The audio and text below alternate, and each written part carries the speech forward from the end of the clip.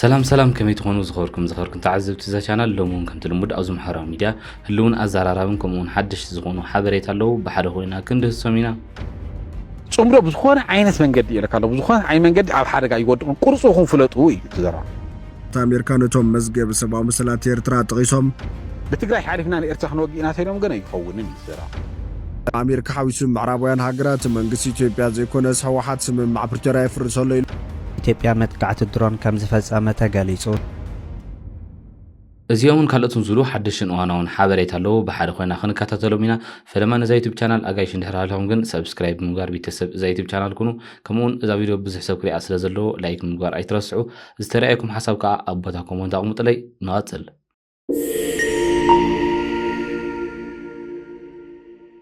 أشمع ظهوركم تعزبتي كم أتوقع خننا بهلو بوليتيكا وخناتات تجري كنجمرينا أبزح الساعات حوحات وعلى بريتوريا بعلي بوجن فيدرال منجستي فريسي بمال اتنبار منجستو خمس ملسة زفلت كوينو بوجن معلب هاجرات جن حوحات نزي وعلى بريتوريا خمس تحسو زوز حواريت هلو تختتلني أنا ملس أمريكا حويسهم عربيان هاجرات من قصي إثيوبيا زي كونس هو حادث من مع برجراء فرسولي لهم كم زامن الزحبر خوينهم أبوان كنا تجري استنبر قد عدقي تزوار إثيوبيا بأمريكا من العلدما كم حدا أبنتي وسدوام جن من قصي إرترا تمدن جن قدي فمسا من قصي إثيوبيا نبسلام نملاس زخدو من قدي نحو حد زي شغل مخاني زحبر زلام السقوم تزاب مونغو أمريكان إثيوبيا زلو استراتيجيكا وركب ناب حدش معرف زي سجاجر مخانة تقلت تقدم بالعلي إثيوبيا بكرن أفريقيا كيح بحرن زلوا مريحنا زتنا آخر كوين بفلايوان النت بر بحرين مرققاتن دول حيل بحرين مهناتن تكايدو زلات عرنا تكنولوجي دحنا نتن حجز نمركب عبي استراتيجيكا عدلي فتري بلو تعذبتهم أبزغنا بزبا قرن أفريقيا بفلا يا بمونغو هاجرات إثيوبيا إرترا جبتي دبوب السودان إمارات عربن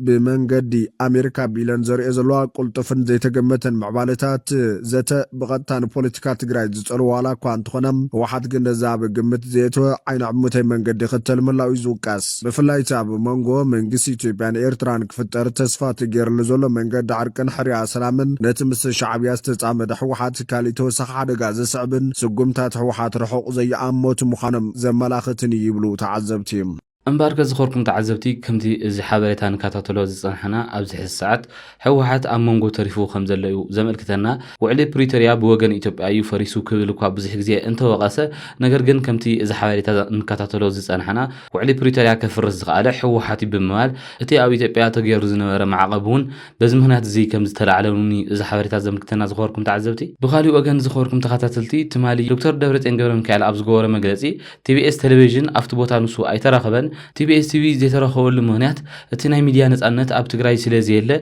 اتي عفان دخونا سرعتنا بوتو سلازمل سيكبل حدا زوص سبس أولو تحتاتلني أنملس بنبر بيت مخر بريجدان تبعي لستشوم دكتور دبرتين قبر مكايل بفلاماي مقلتيو بميدياتات قدا كم زنبرت قلتهم كابتوم أبزي فلاماي مقلت خياتو استقبرون عدما زي بتحو من ميدياتات TBS تلفزيون حادو خينو تكالنا TBS TV زمسروتو تقاروس بميان سبهافتن بايتا بوليتيكا تقراي لنتس أبرس حاران مچون كوينو كم زي كونه باقباب يوم زرد كبل أبزوج أمقلت أفليت الله إذا تبقى زنتو سد زرعايو بفلاب تعوديناي نوي حوان تبكرون تبق مهران زنبرم سبات ميديا والكحزي يوات دي زبلي زنبرا حقا حتى يو ملسزوم سب تبقسو ايفالون زبلي نيرو حزوون كاميوم TBS يخون TBS مسألة بزبان زخون حيل كي تحنقرن زخون أكال بفولي كي تمأقرن كنبر استقه تكال اتزلنا لبايتان ميديا والك زوات يكونن كلا حبريتا كلا سبونسرشيب تلتلون ناي غازيت انجاتات دحننتن كابتن بودهتات شغليهم يمكبلا ملاخيتهم كتبيس ابزاهبو مغلطي TBS كي تعدم مترافو حزبي بكل ممراتات حبريتان ناي حبريتا كورنعاتن كيركب مخلكال تغيرزو سد غبني انتنا اس حبريتا ناي مخلكال غبن TBS نزي قير تتايشو ابزيوات مدرخن حسوم بايتان تتايشو سرح زلو ازن مقيار يبل حاصير حبريتات تكال نصانت برس نص حساباتن بمعفان تدغاغام كسي زقربو لحوحات دكتور دبرتين ابزاهبو فلاماي مغلطي كاب تلفزيون TBS بتوساخي كالوتول كميدياتاتون قداي اتخل كلام مخانم تفليت الله أما أركز زخوركم تعذبتي إذا حبرتها خمتة كنعزو زصنحنا حوحات بستفلاليو أفنيتاتو ويدما أكتيفيستاتو غيرو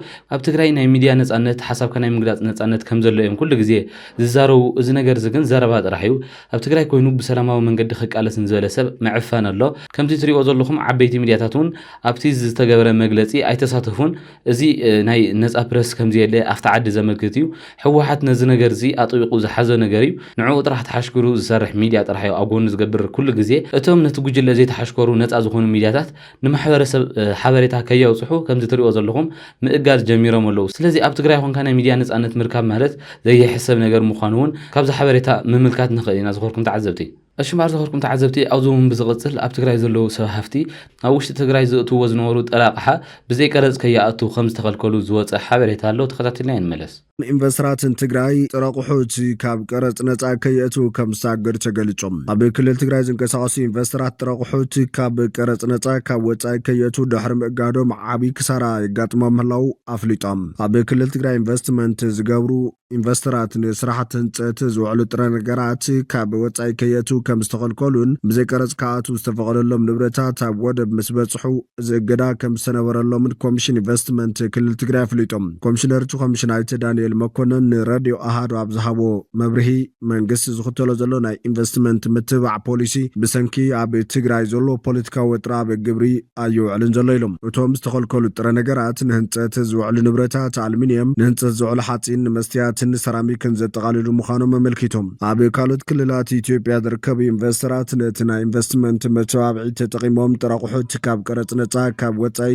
ኣብ ዘእትውሉ ዘሎ እዋን ኣብ ትግራይ ተመሳሳሊ መሰል ምኽላእ ግቡእ ከም ዘይኮነ ኮሚሽነር ኣብርሆም ኣይተ ዳንኤል ኣብ ዝሃቦ መብርሂ ብሰንኪ ዝእገዳ ብዙሓት ኣውፈርቲ ካብ ወደብ ጥረቁሑት ከይእቱ ምኽልካል ንኢንቨስተራት ይኹን ንሃገር ዓብዪ ክሳራ ምዃኑ ረድዮም እቲ ኣብ መሰል እታወታት ካብ ቀረፅ ነፃ ዝኾነ ገደብ ንቁጠባዊ ምንቅስቓስ ትግራይ የዝሕሎ ከም ዘሎ ብምግላፅ እቲ ፀገም ንምፍታሕ ናብ ሚኒስተር ፋይናንስ ሕቶ እኳ እንተቐረበ ክሳብ ሕዚ ዝኾነ ምላሽ ከም ዘይተዋህበ ገሊጹ እሽምባር ዝኸርኩም ተዓዘብቲ ከምቲ ክንከታተሎ ዝፀናሕና ኣብዚ ሕዚ ሰዓት ኣብ ትግራይ ዘሎ ናይ ኢንቨስትመንት ስራሕቲ ከምዚ ተኣጓጎል ዘሎ እዩ እዚ ሓበሬታ ዘምልክተና እዚ ዝኾነሉ ምክንያት ድማ እቲ ወደብ ፌደራል መንግስቲ ስለዝመሓደር እዩ ፖለቲከኛታትን ኣመራርሓ ናይ ትግራይ ማለት እዩ ኩሉ ግዜ ወደብ ከም ዘለዎም ወይ ድማ ዝኾነ ይኹን ነገር ከእትዉ ከም ዝኽእሉ እንዳተዛረቡ ነይሮም ሕዚ ከዓ ከም ዝትሪእዎ ተፀጊምና ኣለና ክንእቱ ኣይከኣልናን ኩሉ ተሰሚዖም ኣለዉ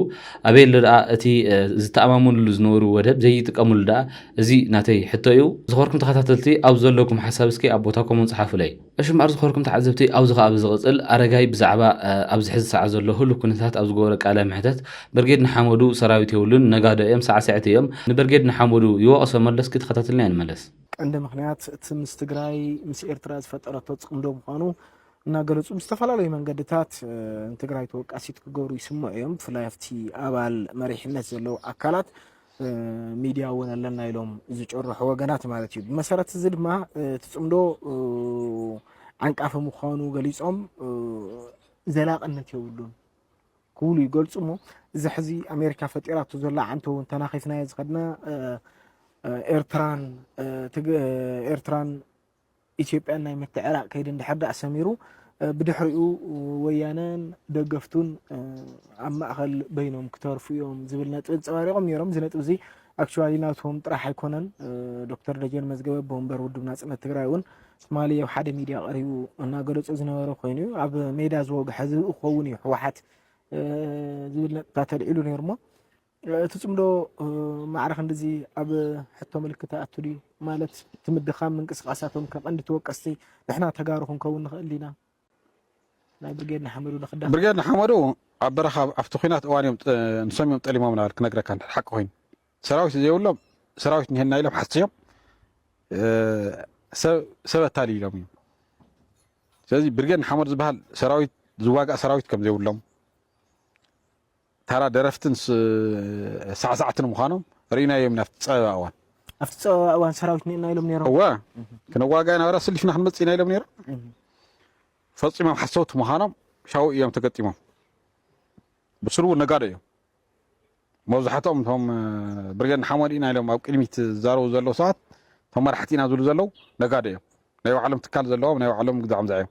ንቃልሲ ቁርባት ኣይኮኑ ክነግረካ እዙይ ማለት ብርጌድ ንሓመዱ ፍትሒ ዝደሊ ብሰልፊ ደረጃ ተወዲኡ ዝቃለስ ኤርትራዊ የለን ማለት ግን ኣይኮነን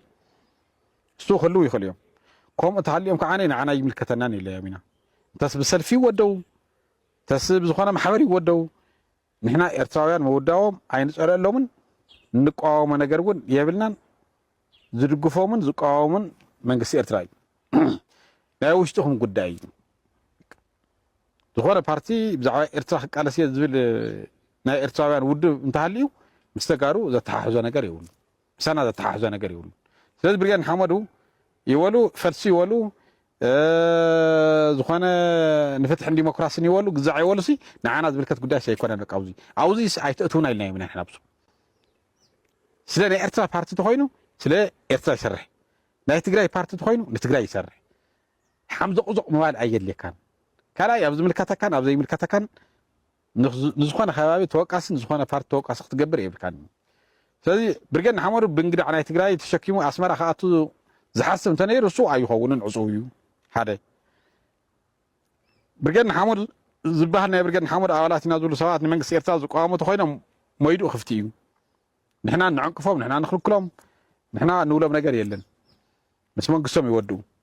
بتجري حالفنا الإرتاح نوجينا تينهم جنا يخونن يسرع أو عاد جرات بيروح نكفتنا مقالة بيروح نكفتنا خمس بتجناس جورز اللي عاد سوا بيروح خفيت لهم زلوا قام بجرناس نهز الإرتاح نربيشنا أنا منقص الإرتاح نربيشنا زول تهينهم جن زلا زخنا ناي تجري راو حاصل زي الرجاجز مسجرا وتخا دبلوماس خاص لزبالاشو تاسل الزرجن برجن حمود زبالة ولا دبا عفت جري أتيو نيرترا زحنفش نيرترا زوجي محاور عفت جري كل يوم بركتينا أشم أرز هوركم تعذبتي كم تهم كتاتلوز الحنا أرجعي برجدنا حمودو أبتي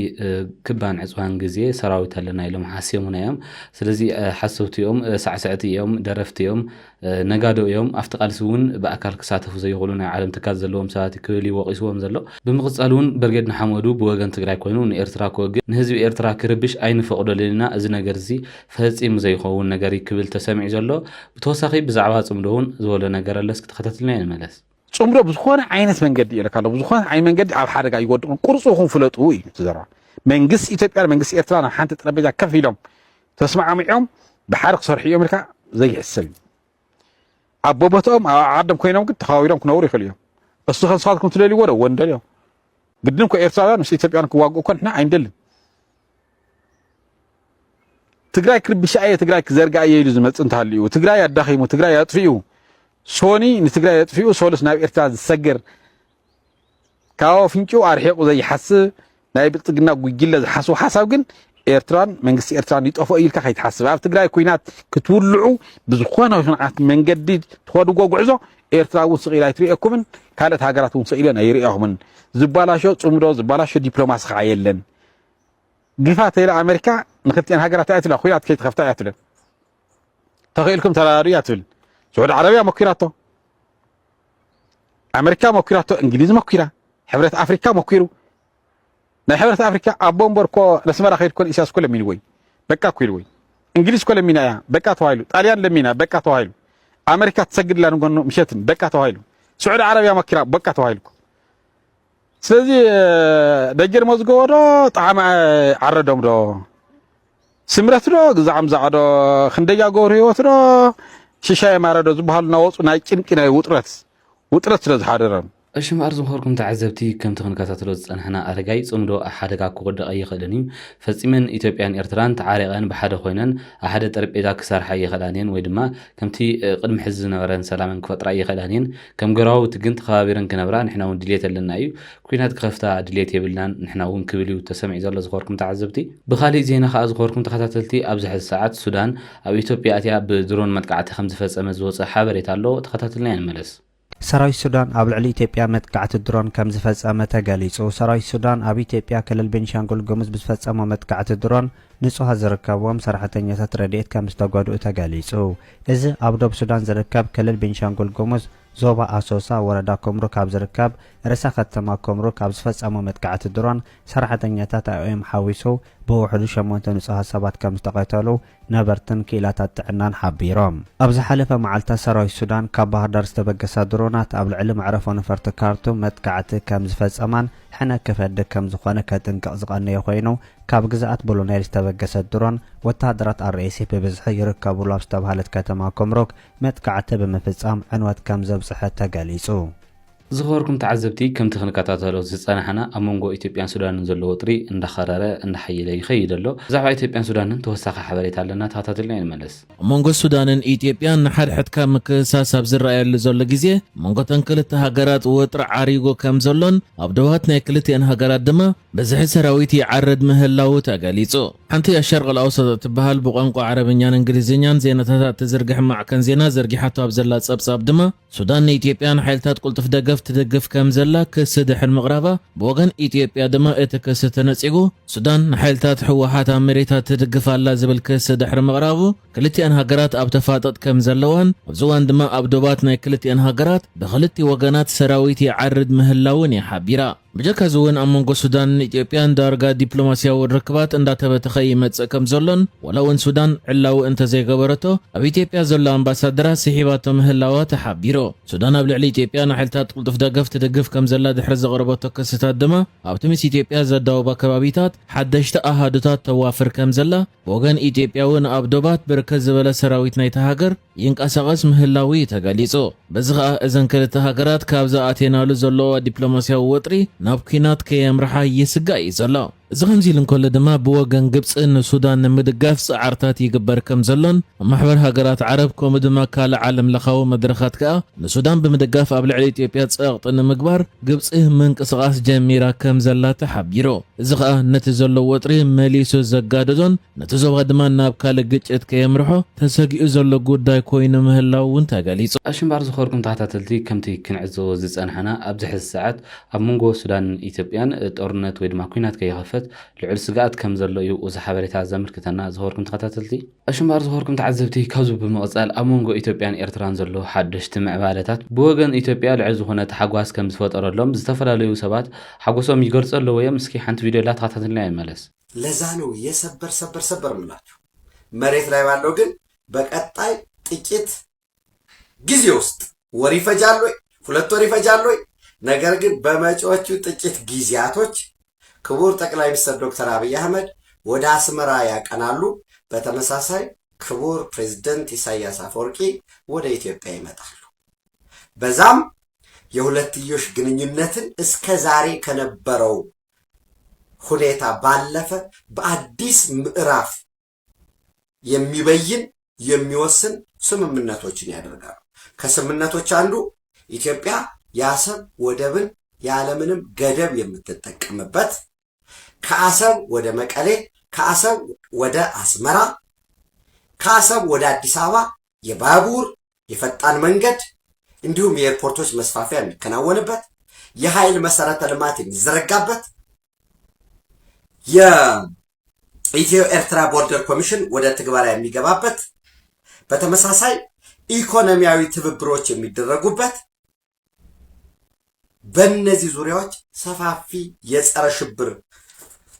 ከዚህ በፊት የአስመራ ዲክላሬሽን የጅዳ ዲክላሬሽን የኢትዮ ኤርትራ ቦርደር ኮሚሽን እንዲሁም በጋራ የሚኒስትሮች ምክር ቤት አመታዊ የሆነ አኑዋል የሆነ ስትራክቸር አሉ ነው የጋራ የሚኒስትሮች ፎረም የሚቋቋምበትና በድንበር በጸጥታ በጸረ ሽብር በንግድ በኢንቨስትመንት በእነዚህ ሁሉ ላይ የሚወሰን ምክር ቤት የሚኒስትሮች ፎረም ያቋቁማል أشمار زخوركم تحتاتلتي كم تيكن عزه زيسان حنا أمو إثيوبيان إيرتران كل زخل ركبات خجورو زخلو صراحتي ناتنتنا تانيحو كم تيكن محز زغورو زنورو دكتور أبينا بس مراك خيديو بريزيدنت إساياس أفورقو نابدسا كمزيو اتناي قد محز نورا ركوم تحدثو اتكب كافت قد محز نورات أنكيرو كقتليو كبريون تسمع زلا زخوركم تحتاتلتي أشمار زخوركم تحتاتلتي أمو داتا مدبنا حدا بدعمي أزارارا وزخون حاضريتا نواخون كبلولكم إيه بأركس أبزح ساعات وغن إيرتران إثيوبيا زتوهاب ملسلو تخطاتلين ملس إيرتران أبي إثيوبيا بزغنا زهابوتهم بلسي أبي حدحداهم كبار لالاونت استهانت نبار سلام كم تدل فليطام منيستر زينا إيرترا إتيمان قبر مسكال إتي بوتومي كنيلو زتقصو غزاسل في بلسغنا إثيوبيان ومنات دقفتن قوزرات تحلقتن تكبرات تسلفي نمم مخناي درت زحلفيا بكبل بتروغيسهم تهاجر نقرابتا أنها تنكفت بملاغرنا أفريكا زي مرققات فتر الله بنفالدما نتبتات زرزي ዘርዚሮም እታ ብ2018 ኣቆጣፅራ ኣውሮፓ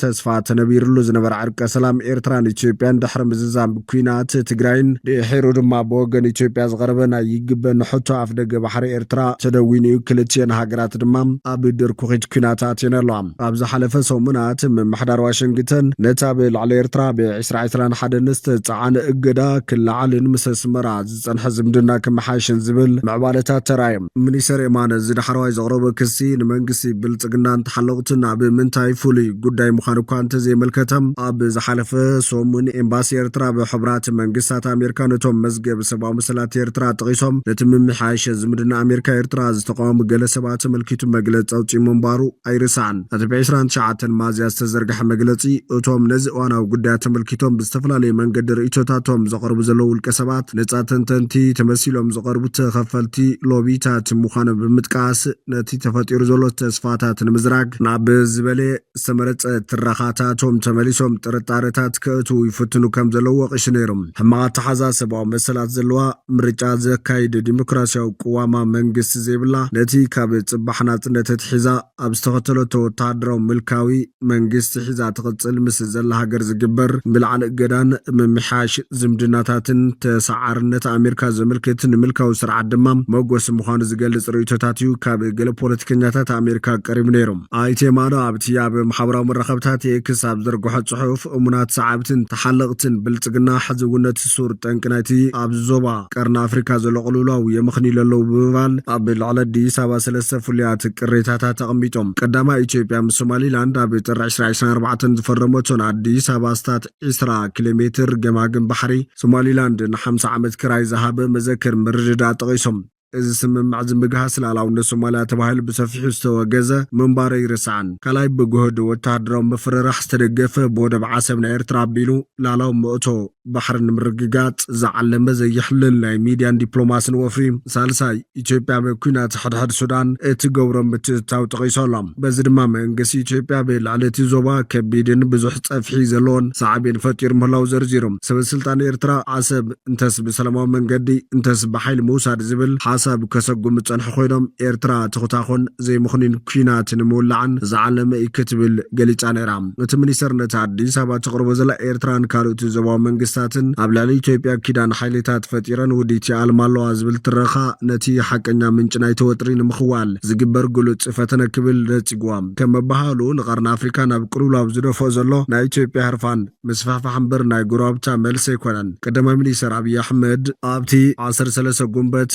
ፕሬዚዳንት ፈረንሳይ ኢማኑኤል ማክሮን ኣብ ኣዲስ ኣበባ ዝተቐበለሉን ሕቶ ኣፍ ደገ ባሕሪ ሃገሮ ልዒሉ እዮም ኣብይ ኣብ መግለፂኡ ልዝብ ብዝበለ ዝመስል ቃና ብሰላማውን ዲፕሎማስያውን መንገድን ንዓለም ለኻዊ ሕጊ መሰረት ብዝገበረ ገባብ ሕቶ ኣፍ ደገ ባሕሪ ኢትዮጵያ ንምምላስ ሓወይ ፕሬዚዳንት ኢማኑኤል ማክሮን ዘለዎ ጽልዋ ተጠቒሙ ክሕግዘና ምዃኑ ተዘራሪብና ኣለና ከም ዝበለ ማዕኸናት ዜና ሃገር ፀብፂበን እየን እንተኾነ እቲ ኣብ ዞባ ወጥሪ ዘለዓለ ጉዳይ እቲ ላዕላዊ ዋንነት መእተዊ ባሕሪ ምርግጋፅ ዝብል ትረኻ ምዃኑ ይፍለጥ እዮም أشمار زخوركم تعذبتي كم تخنكات تلو زصنحنا كلو كنتات إثيوبيان إيرتران كم زي كنعزو زصنحنا يمثل أبز نجر زي اسهم كأنتاي ريتولكم حساكم أبوتاكم ونصحف لي زخوركم تخاتلتي أمباركز زخوركم من زخور كن تعذبتي إذا يتيب كانت نايلو مع تزنورو حدشتن وانا ونحابليتا زوم كن كاتاتلهم زصنحنا يمثلوا أبقى علي بخالوت حدشتن وانا ونحابليتا تمريسنا كسام درخب كساب شعور سبسكرايب ناغوركم لايك ناغوركم تصبينا أبز زرلخمو سلام